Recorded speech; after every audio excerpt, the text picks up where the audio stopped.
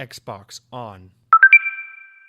Welcome to Xbox On, a podcast with one host about one console, the Xbox One. I am said host, Jesse DeRosa, and on today's episode, we'll be talking about the latest Xbox news for the week of September 19th, 2019, including Gears 5 has had a massively successful launch thanks to Xbox Game Pass. GameStop's newer store concepts have leaked online. E3 might be undergoing some major changes for 2020, and much more, so stay tuned.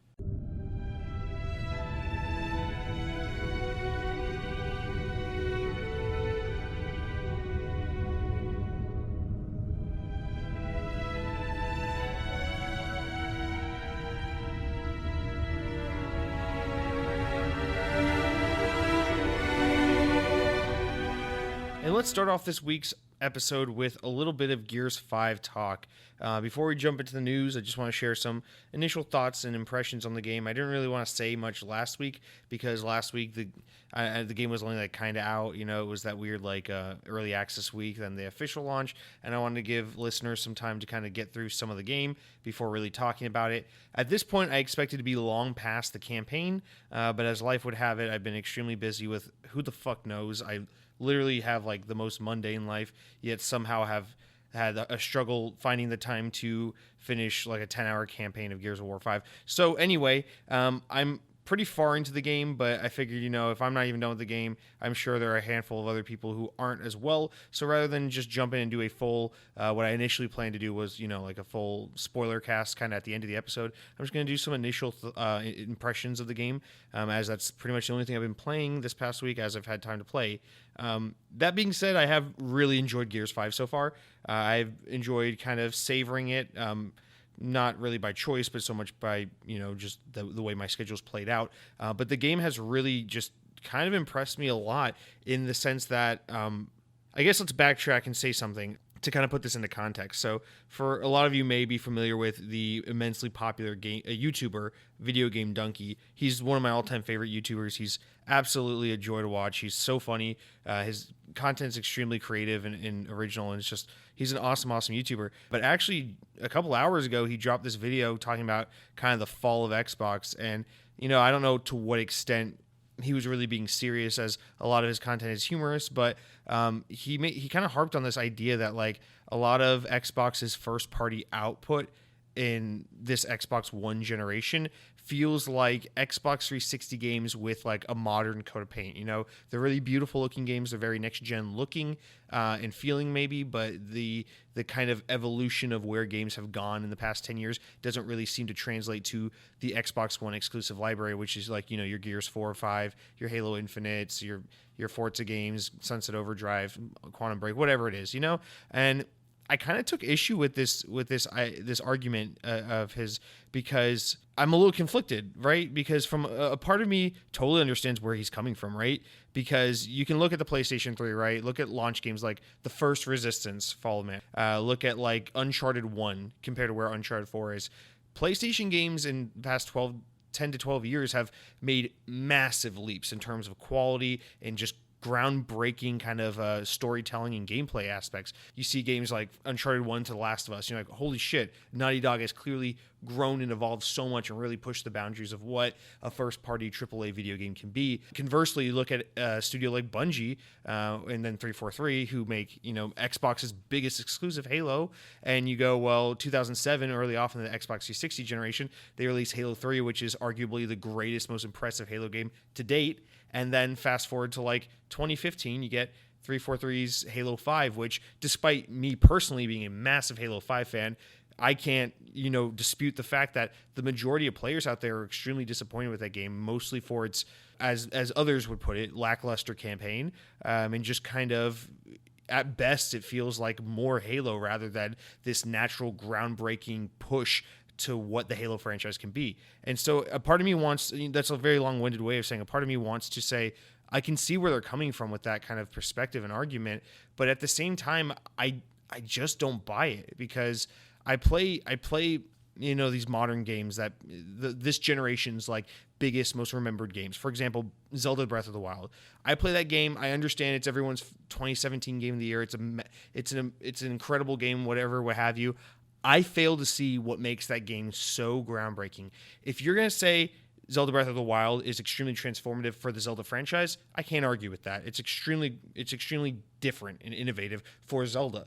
But I don't really see how a game like Breath of the Wild or Bloodborne or God of War PS4 is redefining, what a video game can be. I'll admit there are aspects of these games that are incredible. For example, God of War 2018, one of my favorite games of last year. Other than its story being incredibly immersive, incredibly captivating, and me really falling in love with that game for that reason alone, I can't say just from a moment-to-moment gameplay perspective and visual perspective that game is any more amazing of a game than a game like Gears 5, which I would argue does to Gears of War what God of War does for God of War. Meaning that, go look at God of War on the PS2, the original God of War, and then go play the reboot kind of spiritual successor God of War 2018. Obviously, that franchise has come such a long way.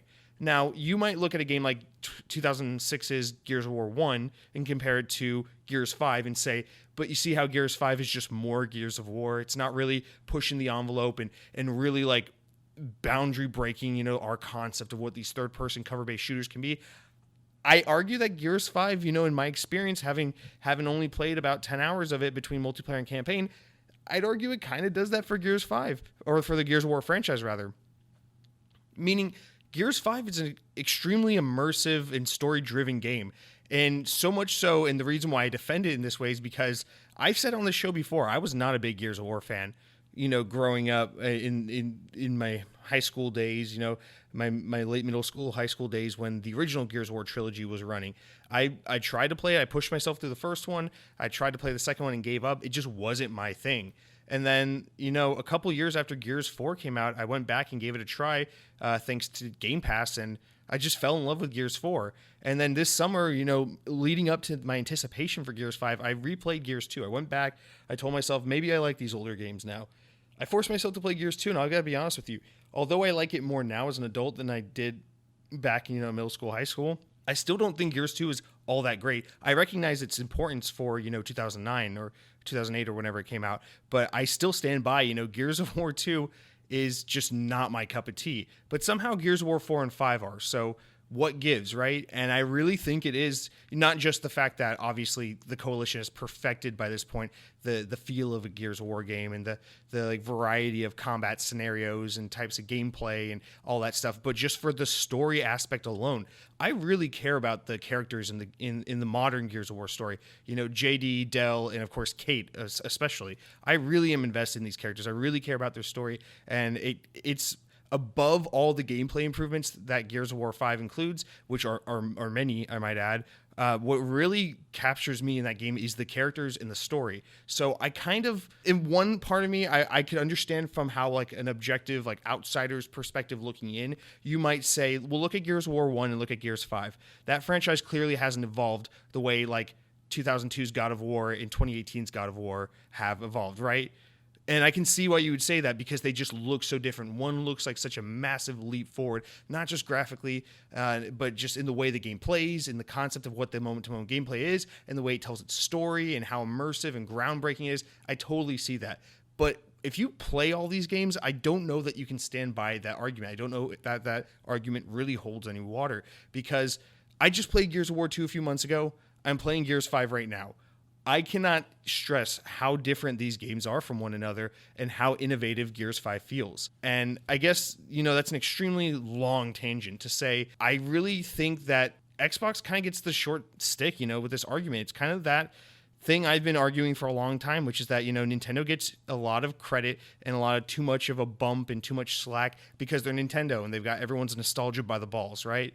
And then Sony's getting there. Sony PlayStation as a brand is getting older now, and people are starting to feel that way for PlayStation. Plus, they've been around longer than Xbox, and they've just, other than a little bit of a stumble for those early PS3 years, PlayStation's just been hit after hit after hit with games and consoles and everything. And I don't mean to fall. Sony deserves that because the PlayStation brand is a great brand, and those consoles have been great, and their first party output has been great. But, I just think Xbox always gets the short end of the stick. If there are only 3 players, someone's got to be on top, someone's got to be on the bottom. And it just, especially this generation, is always Xbox. And it's because they came out the gate stumbling. They don't have the diverse portfolio of first-party content the way Nintendo historically does, the way Sony currently does. I would argue that Nintendo sucks when it comes to diversifying their portfolio. Yes, play a game like Smash Bros. And you'll be mind blown at how many characters Nintendo owns. But they just harp on the same ones over and over again. All we ever get is Zelda, Mario, Yoshi, Donkey Kong. I can't believe we're finally getting another Metroid. Animal Crossing, Pokemon, whatever, But it's like, it'd be as if, like, imagine if all Disney ever did was just make sequels to the same 4 franchises ever, and always, like, over and over again. Now, I mean, arguably, that's kind of what they're doing these days, especially with Pixar, but that's not historically been the case. I argue that Nintendo, if anything, is the most stale of the companies because they just keep making the same games over and over again. Now, Mario Odyssey, Zelda: Breath of the Wild, these games are incredible. I mean, I agree that they're very fun games. I agree that they're very good games, but I don't know that I look at a game like Breath of the Wild and say, a game like this couldn't have been pulled off 10 years ago. I really think, if Nintendo wanted to make Breath of the Wild in 2010, they could have. They absolutely could have. Fucking Bethesda made Skyrim in 2011, so what's your excuse, Nintendo? But for some reason, they get the Nintendo bump. We all decide for some fucking reason that Breath of the Wild is the greatest thing. It's the second coming of Christ. It's 10 out of 10. It's bullshit. I played that game for 60 hours. It's great. I'm not going to lie, but it's not game of the year 10 out of 10 quality. If that's your personal opinion, you're more than welcome to have it. But I don't buy this incoherent, like, idea that just because Gears 5 doesn't look from the outside like the biggest move for the franchise mean that, Gears of War is stale and just kind of a reincarnation of what it's always been. Whereas just because, Breath of the Wild looks like such a departure from what Zelda was, 15, 20, 30 years ago, mean that, like, all of a sudden Zelda deserves all this, like, pat on the back and praise. I just don't think by deviating from what it's traditionally been as a genre or as a franchise means that new incarnation of that franchise is inherently more groundbreaking or futuristic or just innovative. I just don't buy that. And if anything, Mario is the barometer in which that should be measured, right? Because Mario Odyssey in a way is unlike any Mario game we've ever had before. That being said, when you really combine the elements of Mario Galaxy or Mario Odyssey that are similar to Mario 64, Mario Sunshine, Mario Galaxy, it's not that different of a Mario game. I mean, it has plenty of new elements, but it's not like, wow, I could have never seen this game coming. I couldn't imagine Nintendo would be capable of pushing the boundaries of Mario like this. It's really not. I just don't see it. But somehow Mario keeps getting the 10 out of 10 bump, the greatest game of all time bump. And, again, to back myself up, Mario is my favorite franchise of all time. I love Mario. But it's unfair that, Mario gets that pass and then 343 comes out and says, here's Halo 5. We really tried to innovate and make this the best Halo it's ever been. And everyone says, worst Halo campaign ever of all time. The Halo's getting stale at this point. It's just more Halo. Why is this not like The Last of Us? Why is this not like Breath of the Wild? I call bullshit on this whole argument. So I know I said this was going to be kind of my early impressions of Gears 5, but I just feel like that conversation has to be had to put Gears 5 into context, because it's really quite unfair, in my opinion, that Xbox gets this rep at this point in the brand's history as just being stale. I will admit, yes, absolutely, Microsoft has been slow with the first party output, but that's exactly what they're addressing by all these studio acquisitions they've made in recent history. That's exactly what we're gearing up to solve in the next generation of Xbox. But yes, I will absolutely give you, there's no way I can argue this, the Xbox One generation has been an incredibly slow generation in terms of first party output. But I would argue that first party output quality has been top notch. I played I played Gears 2 a couple months ago. I'm playing Gears 5 now. Gears 5 is such an evolution in such a major milestone for that franchise. At the very least, it's as much a jump for Gears 5 as, Breath of the Wild is for Zelda or God of War is for God of War. Just because it's still a third-person cover-based shooter doesn't mean, they didn't push it far enough. They didn't have to make it an open world game. They didn't have to put side quests and an incoherent story about anime Zelda and all that bullshit in order to make it an innovative Gears of War game. They just made it the best Gears of War it's ever been, and they added enough gameplay tweaks to make it just, I mean, in my opinion, the greatest Gears of War game ever made. So I just don't really, I don't know. It just aggravates me because it's a little bit of that people have their allegiance with certain brands based on their nostalgia and their fanboyism towards their brand. To be transparent, this is an Xbox podcast hosted by a guy who's an Xbox fan, but in actuality, I'm a video game fan. I own all the consoles. I play all the consoles. I've always been a huge Nintendo fan. I grew up a diehard Nintendo fan, but I just think we got to cut the bullshit and stop trying to arbitrarily pick sides and really be honest with ourselves. And I think if we're being honest, other than Xbox having less first-party content overall this generation, I think the quality is there, and I just hate that Gears 5, I can just feel it like deep in my balls that Gears 5 is going to be remembered with this kind of Halo 5 or kind of Xbox negative lens of, it's not innovative enough, it's not groundbreaking enough, it's not next gen enough. And I just think that's bullshit. That being said, my quick impressions on Gears 5, like I said, it's incredible. The story is what moves it. The characters are what moves it. And the gameplay is definitely evolved enough. Aside from just, awesome new weapons being added to the game, diverse environments to explore and play in, they really did some awesome stuff, like the stealth where you can kind of approach combat scenarios in new and unique ways with your more stealth options that aren't shoehorned in there, but they feel natural and they feel optional, which is just kind of a hard thing to get that balance right, but it works in the game. And then you have like those skiff moments in chapters in Acts 2 and 3 where there's like these almost like Rise of the Tomb Raider kind of environments where it's like open world-esque, but it's not an open world game, and there's like room for exploration and some side content, but it's optional and doesn't feel too open. It doesn't feel like they're trying to change the genre just for the sake of bending the knee to like the modern conventions of popular games. It just really feels natural for the Gears of War universe, and I really think it really helps spice up the gameplay and keep it fresh. And also just these kinds of like slower lull moments in the game really help to kind of space out the important events narratively of the game and to kind of flesh out the characters.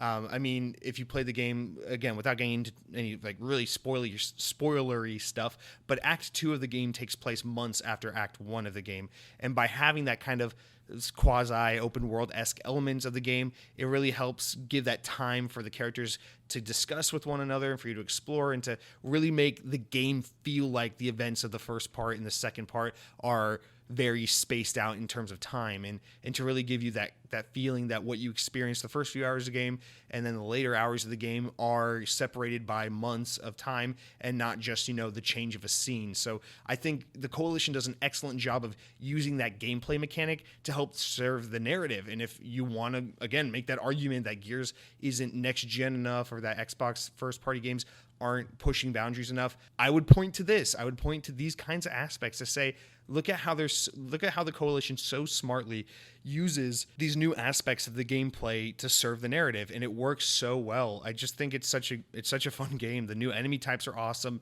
The dialogue is fun. It has its like kind of action B-movie moments, which is a staple for the Gears of War franchise, but also has some heavy emotion moments where you really are invested in these characters and you care about what's going on and you want to see them pull through and you want to see good happen. And it's a roller coaster of a story, and I'm deeply invested in it, and I'm a huge fan.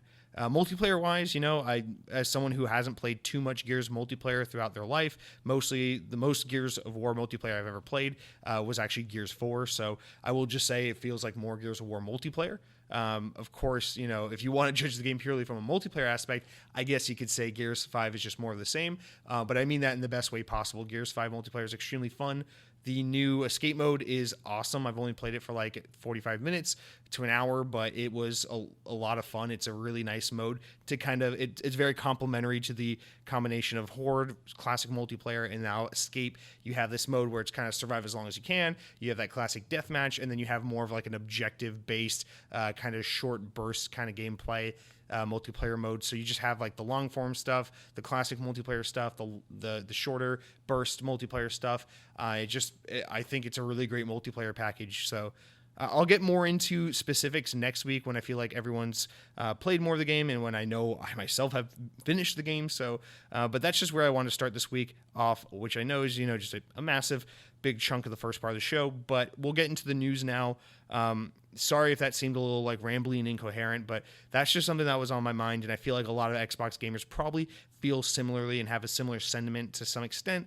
And if that's the case, I'd love to hear what you have to say or think about that, because I mean, Xbox, like I can't deny I'm a big fan of the Xbox brand, and I want to see this brand succeed. I love, like, look at Phil Spencer. I love his vision for this brand and where this brand's heading, and the hard work that this team at Xbox has put into this brand and making it the best it can be. I would hate to see a future where, I don't think this is going to happen, but I would hate to see a future where Xbox becomes the next Sega and they just kind of fall out of the fold because it's such a competitive market, and the popular opinion is that Xbox is lame, Xbox is weak, and we kind of bully and push and move Xbox out of the fold because it's a really special brand that's really contributed so much to the games industry as a whole. I mean, just look at Xbox Live, and I just want to see them succeed, and I just really think they deserve the respect and the acknowledgement they've earned and they've worked so hard for. And I hate to see the conversation be fixated on, well, Gears 5 isn't enough to really push this platform forward. It's not innovative enough. And I'll get off my soapbox now. I'm sorry, but I'm sure you understand to some extent what I'm saying, I'm sure. But we'll move on with this week's news. We have a decent amount of it. So 20 minutes into the show, let's jump into what's going on in the world of Xbox this week. All right, so as much as I said we were going to get away from the Gears 5 stuff and get into the news, it looks like this week's first news story is actually all about Gears 5, but it is a quick one, so let's move through it. And that is that Gears 5 has had the biggest first-party launch for the Xbox in terms of player count since Halo 4 was released back in November of 2012. The game is also doubled the first week's debut of 2016's Gears of War 4, according to Xbox Wire. Gears 5 is now the biggest launch week of any Xbox Game Studios title this generation, with over 3 million players trying out the game from September 6th, which was the early access, through this past weekend. On the PC front, Gears 5 has become the biggest Xbox Game Pass launch on the platform and Microsoft's best ever first-party launch on Steam. It has also tripled the performance of Gears of War 4 on PC. Though this should come as no surprise, seeing as Microsoft has only recently jumped onto using Steam and Game Pass has only been on PC for a couple months. All right, this is where we say thank you, Game Pass, because obviously, this is all due in part to Game Pass, or not due in part, due entirely to Game Pass, because, which we'll get into in a little bit. This should come, of course, as no surprise, because obviously the big attraction to Game Pass is when these big AAA Xbox exclusive titles come out and Microsoft says, you want to play it? Give us $10 for Game Pass and it's all yours. Plus, when they're running deals like $2 gets you 2 months of Xbox Game Pass Ultimate, it doesn't hurt, getting people jumping on board. So does 3 million players surprise me across Xbox and PC just for Game Pass alone? No, not at all. In fact, it's pretty awesome for Game Pass, but in terms of Gears 5, it just I don't know, that number doesn't impress me or move me in any way.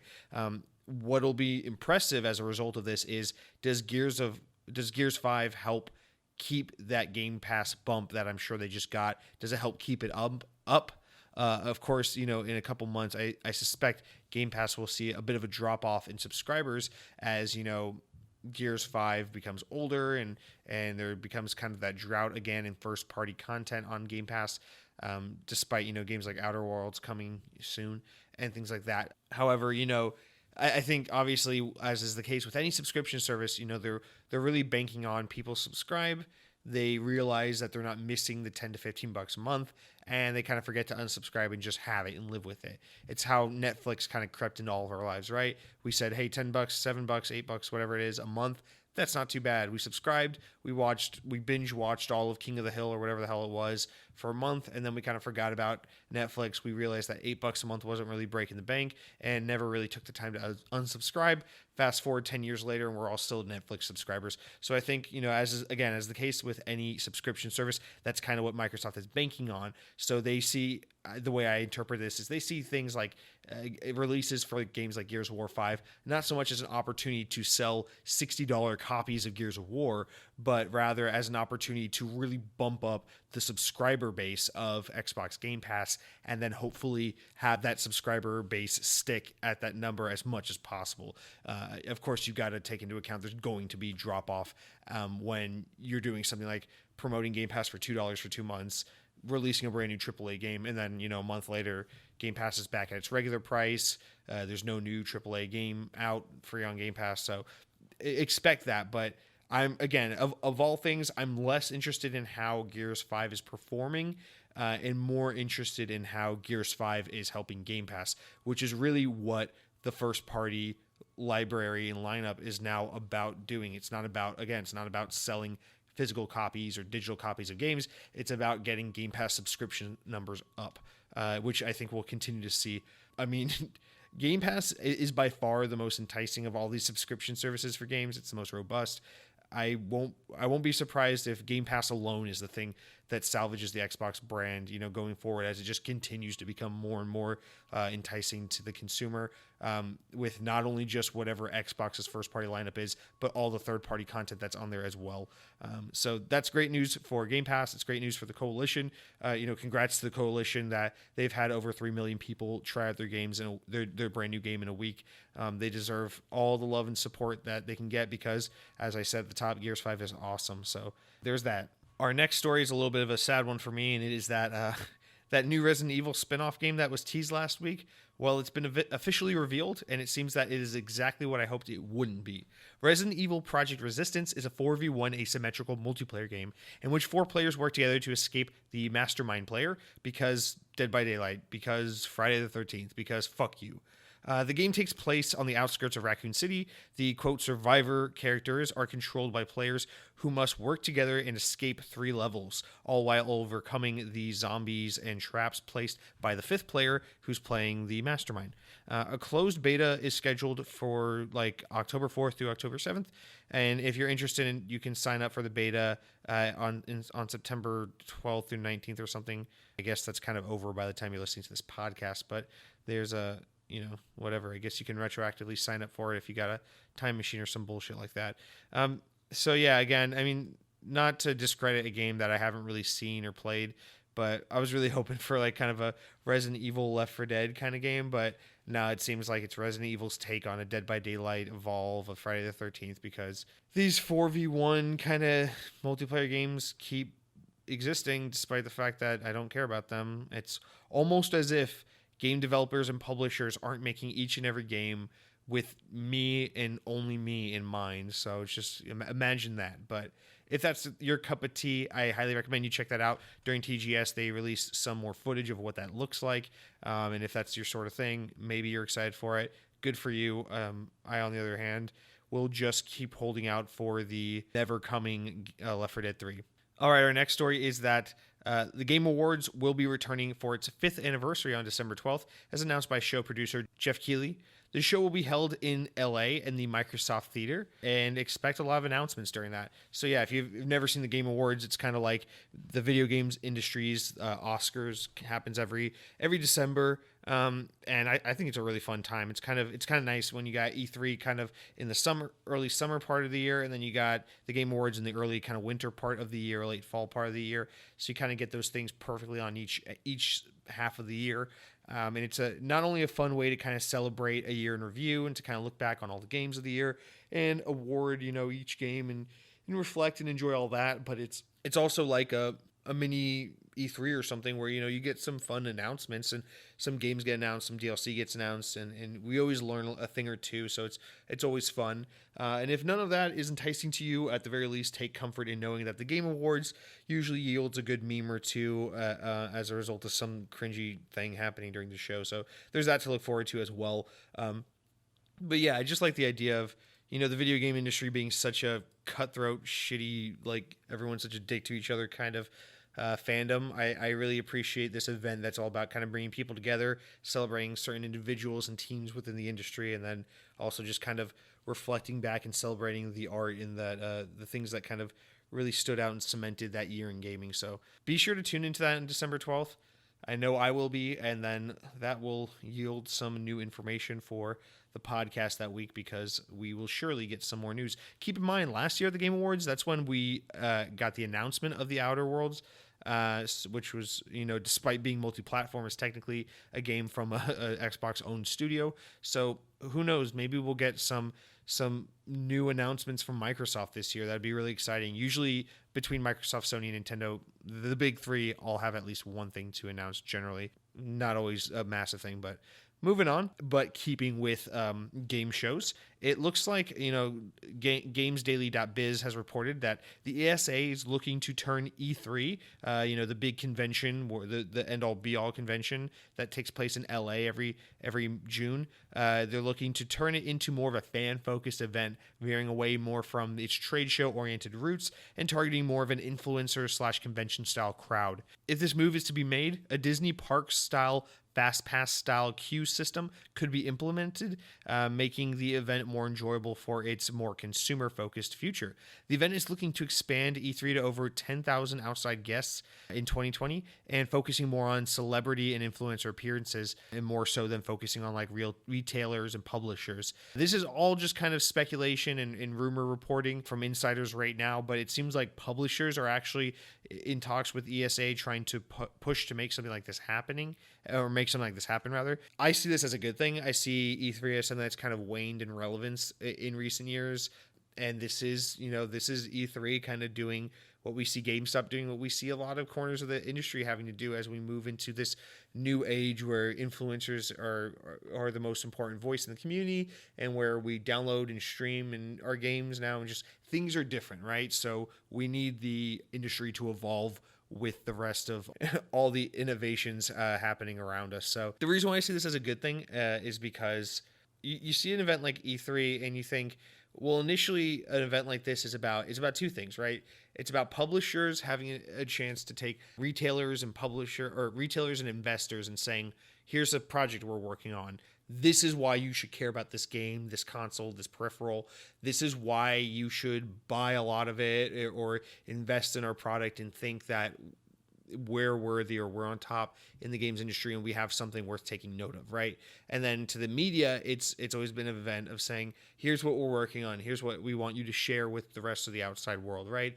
And in both regards, that kind of need for E3 to be that event has become somewhat antiquated, right? As we move into more of a model where people are playing their games by streaming them, by downloading them. We're not going out to your Walmarts and Targets as much anymore and buying physical video games. So it's just not as necessary these days for publishers to be trying to entice retailers in big names to kind of invest in their products. It's also less important for us to be catering to the media as we see media kind of plateau a little bit in terms of their relevancy and their reach with the public, and we see the real influence be the YouTubers and the bloggers and what have you, and the streamers of the video game world, as they kind of are the voices that the public seems to respect and take to the most. So by focusing on where the audience currently is, it'll help E3 to adapt and kind of evolve. The other thing is, I think just historically, everyone's always wanted to go to E3. So why not make it more of an open public event where attendees can pay the money and fly out to LA and go attend E3 like they would at PAX or Gamescom, rather than keeping it kind of locked out to the media. So in all those regards, I just see this as like the natural evolution for E3. It's a good way for them to kind of be able to make those necessary moves in order to stay relevant and to keep the event as important as it's always been. So this is really cool. And then additionally, this kind of queue system, which they're calling Qtainment, because cancer, would essentially be like Disney's Fast Pass system, but for E3. And this is important, not that I've ever been to E3, but people spend half a day, a full day waiting in line to do one thing, and this is a very, very good way to help visitors be able to attend more aspects of the event, to see more games, to do more things, and to have ultimately more things to share with their social media following, their YouTube following, and just by having this kind of more spread out crowd and this ability to see more and do more while not having to wait in line as much. This will just help to make this new crowd focused on, outside attendees and influencers and celebrities to kind of have more to say on E3 in general. So this is a good thing. Again, this isn't like a guaranteed move that they're going to make, but I don't see why they wouldn't really push for something like this, because I think E3 has been slowly waning in popularity, and this is exactly what E3 needs to kind of remain more relevant. Although I'm sure there are a lot of media that aren't quite as enthusiastic about something like this happening, because, E3 is already hard enough to cover as it is without letting 10,000 more outsiders into the event. But, whatever. Our next story is from Windows Central, and it is that after initially announcing that tickets for XO19 would go on sale on September 24th, Microsoft has announced that they will be instead commencing sales on October 1st. Xbox fans who are interested in attending this year's event in London will be able to snag tickets starting at 2 p.m. on October 1st for €19 or whatever the hell that is in real dollars. XO19 is set to run from November 14th through November 16th at Copperbox Arena in London. Microsoft will kick off the event with a new episode of Inside Xbox on November 14th, as there are plenty of premieres and reveals planned for the show. The rest of the event will be a celebration of everything Xbox, with plenty for fans to check out during its duration. During the event, Microsoft is expecting to show never-before-seen playable demos, developer panels, and other experiences. And please, for the love of God, just do one of these events one of these years in the US so I can go to it. But yeah, if you're planning on attending XO19, if you're planning on attending the event, just know that the dates for ticket sales have changed a little bit, and that's something to be aware of for all you lucky people that live in London or are going to London for this event or what have you. So that's just kind of a short one. I really wish Microsoft would just make that more of like a concrete annual thing, like what Sony was kind of doing with PSX for like the 2 years they did that. But, whatever. It's really cool that they do it in a different country every year to kind of cater to Xbox fans around the globe. I think it's really important for Xbox to do that because, it's a brand that's so deeply rooted in North America and like Australia almost exclusively. So for them to kind of be able to focus in different parts of the world is really helpful. Although, historically we've seen them do like London and Mexico, which are countries or England and Mexico, which are countries where Xbox tends to do well anyway. But I like the idea of Xbox kind of reaching out and planting their flag in other countries a little bit with this event. Although, the selfish American exceptionalist in me would just like the event to conveniently be here in Florida every year. But anyway, moving on. The NPD numbers for the month of August 2019 are in, and as usual for every August, it looks like Madden football has topped the charts for its release month. As reported by the NPD Group, Madden is now the third best-selling game of 2019, trailing behind Kingdom Hearts 3 and Mortal Kombat 11. Minecraft, interestingly, has also had the all-time placement on the NPD best-selling charts, coming in as the second best-selling game for the month of August, because who the fuck knows why. The top 10 best-selling games in August were in order: 1, Madden NFL 20, Minecraft at 2, 3 is Grand Theft Auto 5, 4 is Fire Emblem, 3 Houses, 5, Super Smash Bros. Ultimate, 6, Super Mario Maker 2, 7, Mario Kart 8, 8, Mortal Kombat 11, 9, Tom Clancy's Rainbow Six Siege, and 10, Astral Chain. My God, this is just incredible. First of all, Madden hitting the number one spot, that's no surprise. Madden always sells incredibly well, especially in its first month. So it's no surprise to see that in a slower month, Madden has hit the number one spot. That does nothing for me. However, Minecraft at number 2 makes no fucking sense. You want to know what Minecraft news happened in August? Let's rewind a couple weeks. This is all the Minecraft news that we had in the month of August 2019. Minecraft Super Graphics whatever pack has been canceled. The result? Minecraft sales go up, charting the game at number 2 on NPD. I mean, this game's 10 years old, and it's the second best-selling game of the month. Granted, August 2019 was a generally low-selling month overall for the year. It's kind of a lull in the year for game sales and everything. But holy shit, Minecraft is at second place. Grand Theft Auto 5 is at third place.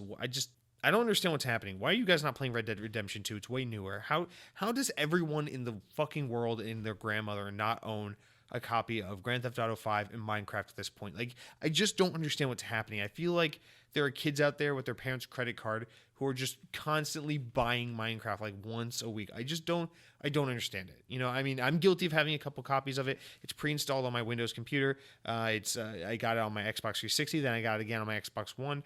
But is that what everyone's doing? They're just buying so many copies of this game.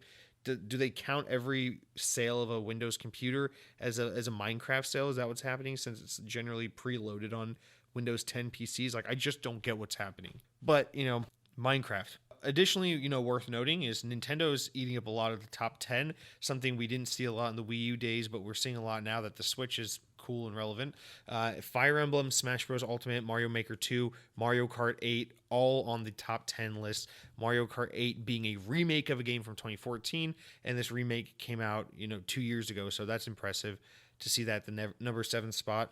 But that's the Nintendo thing, is their games they just have, especially Mario games or Smash Bros. Or Mario Kart, they have that longevity with sales. They just stay charting forever. That's why Nintendo gets away with charging $60 for a game even 5 years after it came out, because this is what happens. People just buy that shit forever, which is awesome for them, but it'll be interesting to see when the September numbers come out if Gears 5 has any relevancy on that chart.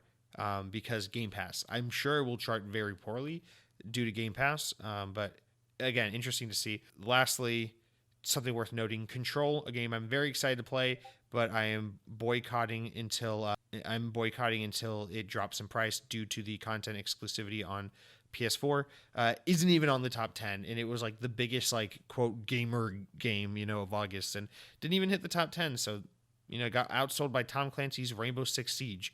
A game that's 3 or 4 years old now, so I don't understand this world anymore. Good for you, Minecraft. If all goes south with the Xbox brand, we can count on Minecraft to single-handedly keep that shit up forever. Our next story is directly from IGN. It is that a GameStop store in Pryor, Oklahoma, has posted a video tour of what looks like the new layout for the store. A source familiar with GameStop's operation, who's requested to remain anonymous, has confirmed that the store matches the blueprint layout of the redesign shown at GameStop's annual conference. IGN sources say that there's a test store in Oklahoma, the same state from which the video is from. A second source familiar with GameStop's future reboot plans has said that the store will look like the one in the video, with some stores focusing more on retro games or esports kind of here and there. Additionally, the new store appears to ditch the glossy black and white aesthetic of current GameStop locations, instead sporting a more muted gray aesthetic, faux wood paneling, things like that kind of ugly modern design aesthetic that we see popping up everywhere that makes everything look cheap and ugly and boring and plain. If you need more examples of what I mean by that, go visit a new Disney theme park. Anyway, as well as small tables for video games, apparel, and figures, there's a wall-mounted table in the store that customers can order from. There's also a sofa with an HD TV located in the middle of the store. Furthermore, if you go into the back of the store, you'll see CRT TVs and tables, apparently used for tabletop gaming. This would align with GameStop's previously stated goals of turning the stores into event spaces where they could host live tournaments, live events, things like that. And lastly, so this seems pretty much in line with what GameStop recently kind of announced in recent weeks about them potentially trying to pivot with some of these stores and build them into more of these evergreen locations for all gaming related content. So rather than just being a place to go pre-order the new Madden, pre-order the new Call of Duty, buy a game, sell a console, whatever you do, it's going to be a place where you can go play tabletop games, go play the Sega Genesis with your friends around the couch, go buy some snacks and drinks and just dick around in the store, go do some esports tournaments, go do all types of things, as well as buy novelty merch that you would find in a Hot Topic or some shit, or buy a Funko Pop or buy the latest Call of Duty. It's kind of going to cater to all these things. And if you watch the video, it's on Facebook. If you just Google it, you'll find it. This is an Xbox podcast. If you Bing it, you'll find it. But it's it looks kind of in line with what I was picturing. I don't know that this is enough to save GameStop. I feel like it's too little too late at this point. But as someone who's always kind of hated GameStop, as I'm sure most people have, I gotta admit, I really like what they're attempting to do. I like the concept of this. A lot of gamers out there will probably be familiar with their local city or hometown, maybe having some kind of niche gamer bar or kind of tabletop gaming place. But those things aren't as common or widespread, especially I'm sure in a lot of smaller towns and smaller cities across the country. So I really like the idea of GameStop kind of catering to this market so that more gamers and more players have an accessible store where they can do things like this, and they can sit on the couch and play Sega Dreamcast, or they can bring D&D over and get a couple Mountain Dews and potato chips and play a cool game of D's and D's. So I really like the idea of this, but this is one of those only time will tell, if this will work for GameStop. It seems like they're really trying to utilize that limited store space to fit all these different concepts into one spot. It's a ThinkGeek, it's a game store, it's a retro game store, it's a hangout spot, it's everything all in one. But I mean, we'll see. GameStop also announced they're closing a bunch of stores, which they tried to write off as like areas of opportunity. But if you close 200 stores, I see that as nothing but a bad thing. But we'll see. We'll see. I'm sure these retro stores are going to start launching pretty soon. GameStop probably wants to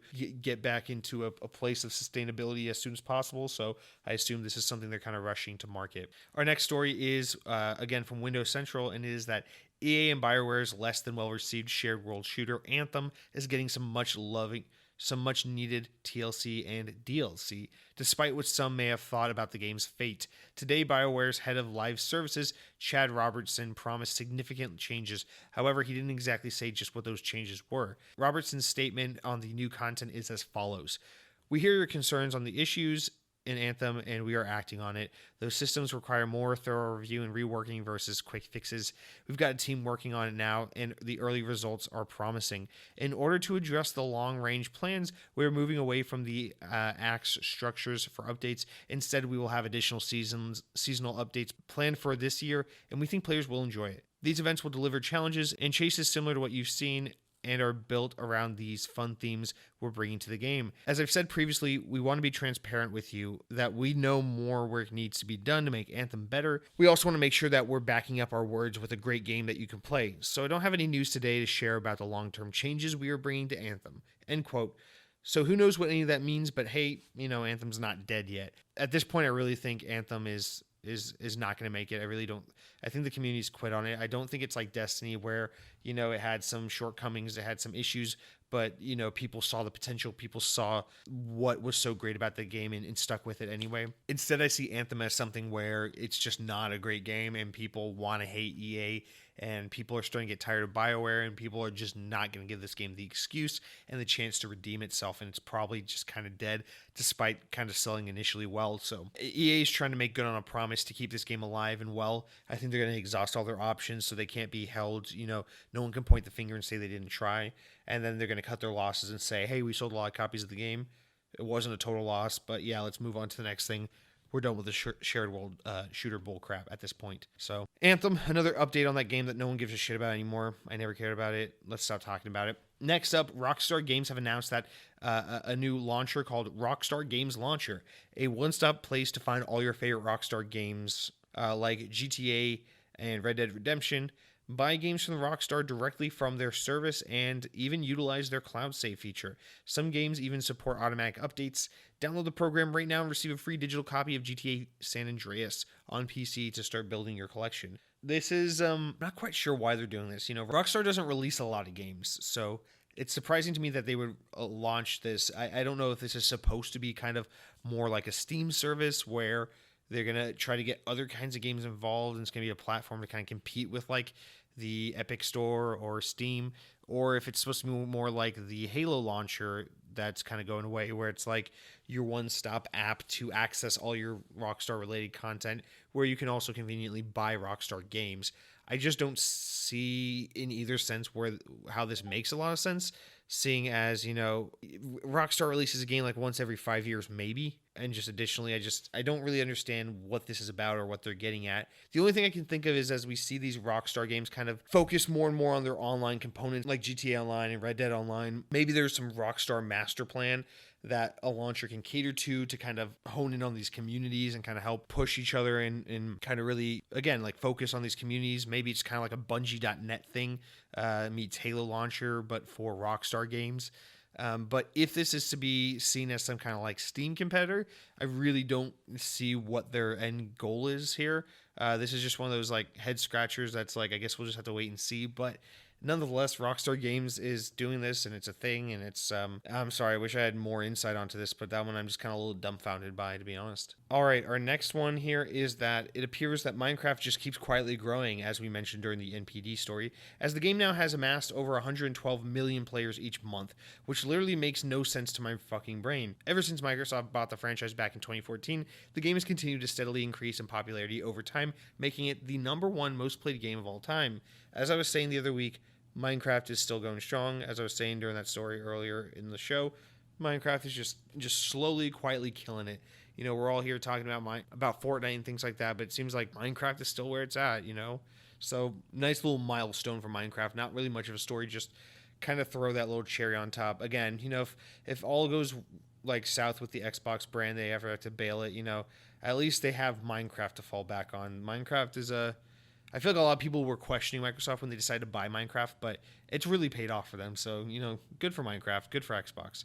And then our wrap-up story for this week comes directly from Windows Central, and it is that Microsoft Flight Simulator has opened up recruitment for its upcoming technical alpha for its inside testers. Registration is now open for the insider area of the Microsoft Flight Simulator website. There's no word just yet on when the testing will begin, but the team says that they will release more info on the releasing timeline and test goals on September 19th, which is the day this podcast is going up. So keep an eye out for that. The following week, on September 26th, the team plans to share a preview of its feature discovery series.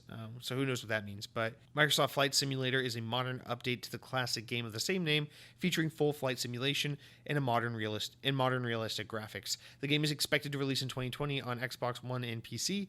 Because it is an Xbox Game Studios title, it will also be on Game Pass, so look forward to that. You know, that's just one of those things I got to include, as it's technically a Microsoft first-party game, despite being a pretty niche title.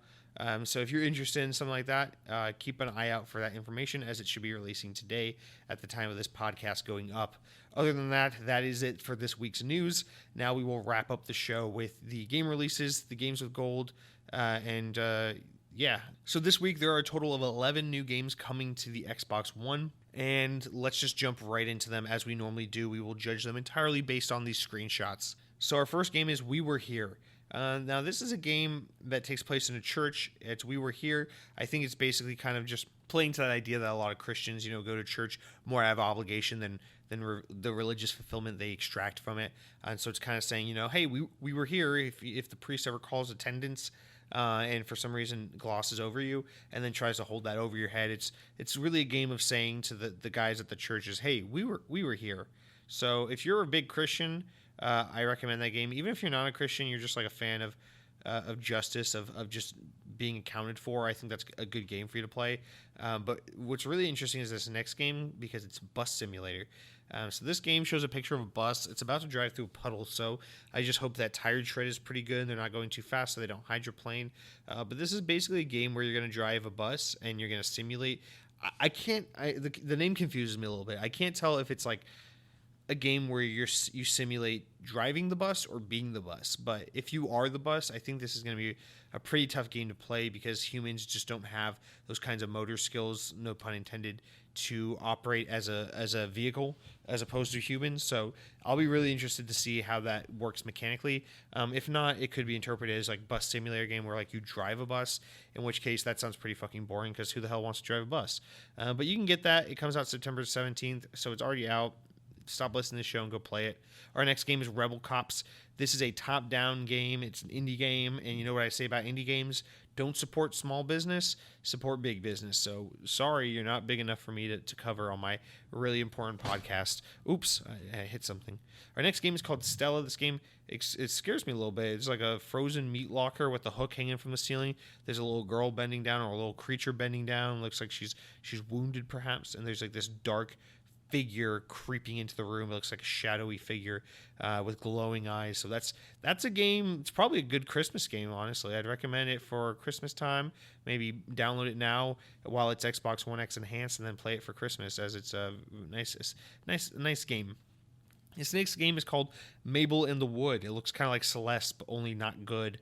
It shows a girl with red hair. It's like a 8-bit game, and she's climbing a snowy bridge, and there's a guy with a staff on the other end looking at her. And, you know, my whole thought is like, why is that guy making that girl walk across the bridge to get to him? Why doesn't he walk over to her?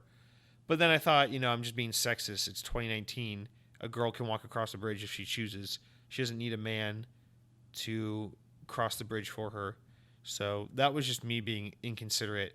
So I'm just going to try to save face and move on to the next game, which is Scheming Through the Zombie Apocalypse, The Beginning, which is a name, and this is a video game. And this picture, we see like a very like flash art kind of couple furries driving a mating machine bus driving through a city. This makes me super uncomfortable. And then one of the furries is saying to the other furry, "Oh, we're so dead," which I guess is kind of a satire on the furry community, where like you're dead to the rest of the world because you're a fucking furry and you like having sex with animals and animal like humans. So that's disgusting. I recommend you play that game if you're a furry, and if you're not a furry, I recommend you play it anyway. Just to kind of familiarize yourself with that community and to stop being such an ignorant bigot, and to kind of really open your mind to furries and the rights they deserve as cross human animal hybrids. Our next game is called Sally's Law, which I assume is like Murphy's Law. It's a screenshot of like nothing, and there's a ball, and there's like a background, and it's 2D, and it looks like Guacamelee, but not fun. And it says, "My steps feel lighter the closer I get to home." So I assume this is like a game kind of about Fitbit, kind of about getting your daily steps in. So if you're a workout buff, I'm definitely gonna recommend this game to you. Like, sure, you could wear a Fitbit in real life and try to get your steps day to day. Or you could play Sally's Law and get your steps in the game, which I assume is going to be a lot more efficient. Now, this next game is called Truck Driver. It looks the exact fucking same as Bus Driver, like down to like the aesthetic, the setting, everything. But one thing I will note is Truck Driver is Xbox One X enhanced, whereas Bus Simulator is not. Also, Truck Driver comes out on September 19th, whereas Bus Simulator comes out on September 17th. So my guess, if I had to put my thinking cap on and really think critically about what's going on here, I would say that Truck Driver probably needed those extra 2 days to really work in all those Xbox One X enhancements, which is why it's coming out 2 days later. So if you can really exercise the restraint and the patience to wait for Truck Driver, I think it's really going to be worth your time, because you're going to be able to drive different kinds of trucks. You're going to be able to do it in an Xbox One X enhanced kind of way. Whereas if you drive the Bus Simulator, it's going to be a bad time, just because those graphics are just not going to be up to par. So there's that. So all you impatient fucks, go play the bus one, and then you real truckers out there, play the truck driving game, because that's what real men do. This next game is called The Sojourn, which I gotta admit, I love that title, because sojourn is one of my favorite words. And this game is also Xbox One X enhanced, which means not only is the title of the game enhancing my enjoyment of it, but also the Xbox One X enhancement aspect is enhancing my enjoyment of it, which means this game is probably really enjoyable just based on those two facts alone. Meaning, I'll explain to you what the game is based on the screenshot, but I think I've already given you plenty of reasons to go drop $20 to $30 on this game. But if you need more, the game is definitely about like windmills. There's a bunch of windmills attached to these floating mountains. So it's probably like a crossover between like Don Quixote and like Avatar, James Cameron's Avatar and Don Quixote. So I think it's really important to kind of cross that American film with that classic Spanish story, and what you get is this really, when you cross two things like that, you're naturally going to get a really artistic indie game. So play that game for sure. That's going to be a really good time. Rebound Dodgeball Evolved is our next game. It looks like Tron meets Dodgeball meets $10 indie game meets iPhone game. So that's the thing you can do. All I'll say about that is it's 2 to 4 players, it's Xbox One X enhanced, and there's a lot of Tron colors in that. And then finally, our last game of the month, or the week of the month of the week is called loading. It's called Niflheim. What the fuck? It's Xbox One X enhanced. It's out on September 20th, and it features dragons. So this is probably some stupid like Game of Thrones game. Where you play as there's like a Viking, a dragon, and I gotta be honest, the proportions of this Viking, this dragon, in relation to the castle are just totally out of whack. Either this is a extremely tiny castle, or these creatures are just extremely big. Maybe they're all giants. I don't fucking know. But you have healths and potions and stats, so I'm assuming it's some kind of RPG game, which means it's for fucking nerds, and I won't waste my time with it. However, it is Xbox One X enhanced, which at this point I'm starting to question what the fuck does that even mean, Does it just mean it's a game on Xbox One X? who fucking cares at this point? And then lastly, we'll wrap up the week by just reminding you what our games with gold are for the week. Again, you have Hitman the Complete first season. This is available all throughout the month of September on Xbox One. We have We Were Here available for the second half of September, starting on the 16th, going into the first half of October through the 15th. And then lastly, we've got, wrapping up, we've got Earth Defense Force 2025, which is a 360 game that's backwards compatible. The thing about this game is you can no longer get it because it went away on September 15th, so fuck you. And then lastly, we got Tekken Tag Tournament 2, which is available starting on the 16th and running through the 30th, so you still have time to download that one. It is a backwards compatible 360 game. It is a fighting game, and fighting is bad, so don't play it. And that's going to do it for this week's episode of Xbox On. If you'd like to share your comments or thoughts about Gears 5, I'd love to hear them. If you'd love to share any comments or feedback about the show or Gears 5, I would love to hear it. Keep in mind, I'm always open to including listener feedback, questions, comments in the show, so that's a thing you can do if for whatever reason you feel like reaching out to this slimy, scummy son of a bitch.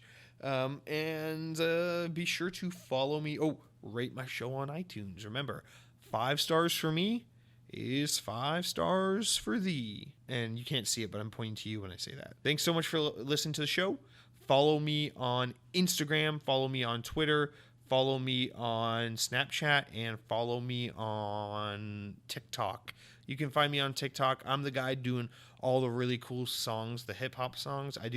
I open my mouth and I pretend to sing these songs, but I'm not even singing them. But you wouldn't know the difference because I look so good doing it. And, I just think that's a really productive way to spend my youth. So follow me on TikTok, rate me 5 stars, and have a hell of a great Thursday, everyone. I'm going to see you next time. Yeehaw.